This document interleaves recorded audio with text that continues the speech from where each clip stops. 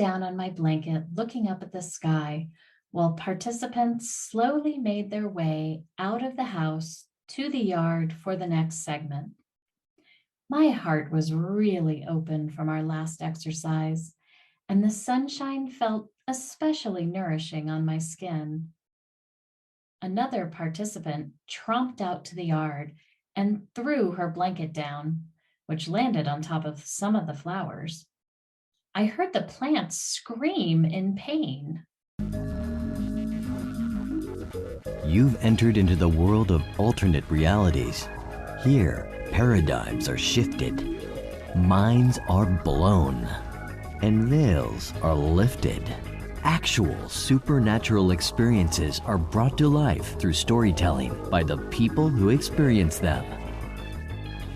Welcome to Adventures in Mysticism with Leah Grant, where the esoteric is explored and consciousness is expanded.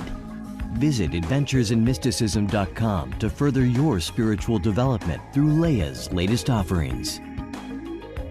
And now we continue with this episode's mystical adventure.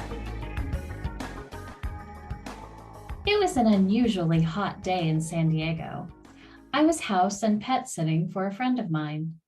Her neighborhood was fairly hilly, and so instead of working out at the gym or driving somewhere to hike, I decided to just walk around the neighborhood.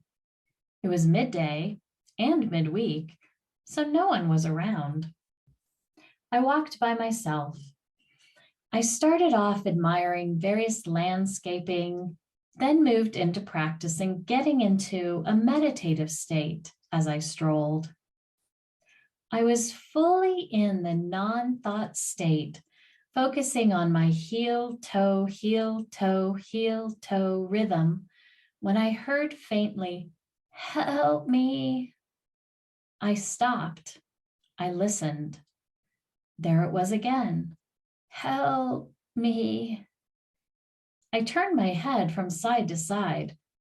I was the only one on the street, and the request was too close to be coming from a house. Was I hearing things? I looked down. A little worm was struggling on the hot cement sidewalk, only 9 inches from the grass, but seemingly too dry to crawl to it. I bent down. Silently, I thought, "Do you need help, little guy?" I heard a faint, "Yes."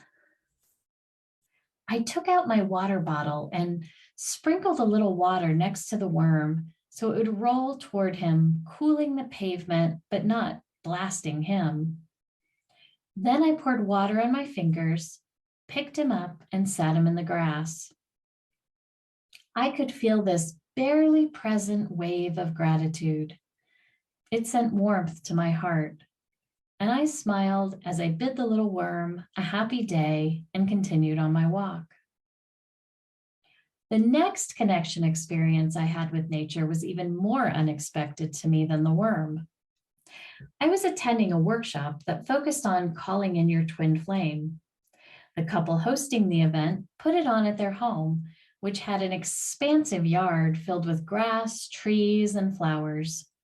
Since it was a beautiful day, they decided to do the afternoon portion on the grass out front. A large, nearly circular area of grass was surrounded by a semicircle of low-to-the-ground flowers that looked similar to daisies, but I don't think they were. They spread out for at least 6 to 9 feet in some areas behind the grassy part. I found these flowers to be quite mesmerizing and was admiring them as I walked out and picked my spot to sit. I spread my blanket out carefully, not wanting to smash any of the flowers. I laid down on my cover, looking up at the sky, while participants slowly made their way out of the house to the yard for the next segment. My heart was really open from our last exercise, and I felt the sunshine nourishing on my skin was especially lovely. Another participant came trotting out and threw her blanket down, which landed on top of some of the flowers. I heard the plants scream in pain. At first, I thought it was a person, but the tone and pitch were not like any human I'd ever heard scream. I sat up and looked around. That's when I heard, "Help us," coming from under the edge of the girl's blanket. The girl had looked over at me when I sat up, so I said to her, "Your blanket is crushing the flowers." She shrugged, but drug it off of them. I watched as the flowers seemed to shake themselves back to a fluffy state again. "Thank you," I heard in unison from 4 or 5 of the now freed flowers. Fascinated by this experience, I looked up whether plants can talk and found all kinds of scientific research about plant and flower communication. While none of it spoke specifically to a flower talking out loud, the fact that plants are capable of communication via vibration meant to me that I was somehow translating the vibrations they were sending into words I could hear to assist them. I believe that the same concept applied to my next nature connection as well. I worked briefly with a spiritual teacher who taught what he said were Druid practices. One involved a certain kind of communication with trees. Although I had heard that trees form an intricate communication system with one another through their roots, I'd not experienced any dialogue with trees individually up to this point. The practice was to be done for a certain number of days initially. It had specific steps that needed to be followed precisely. Like a good student, I meticulously did the practice every day. I used a grouping of trees right outside my front door since they were close. Although I did the practice day after day, I didn't feel or hear anything until around day 10. On that day, I woke up and felt connected with a tree on the opposite side of my townhouse that I had not been doing the practice with. In fact, I had been using pine trees, and this was a palm tree.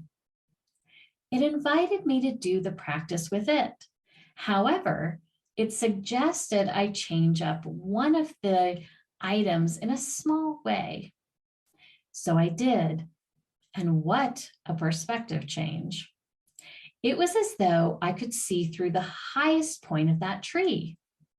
I was able to look in all directions and see the houses and the businesses and the roads. Now, keep in mind, I was laying in bed, but seeing through the top of the tree. It was like a fast track to a 360-degree view of wherever I might be that had trees high enough to be over the buildings. I was so excited, and I shared this discovery with my spiritual teacher. He wasn't so thrilled. I had broken my practice as I was to do it, and I was told to start over with day 1 and not to deviate from his instructions. He warned that I was not ready for the advanced lessons that palm tree had invited me into. I trusted that nature would not mislead me, so this brought me to one of the many dilemmas that resulted in me parting ways with that teacher. My communication with plants following these encounters has continued. My houseplants tell me when they want water.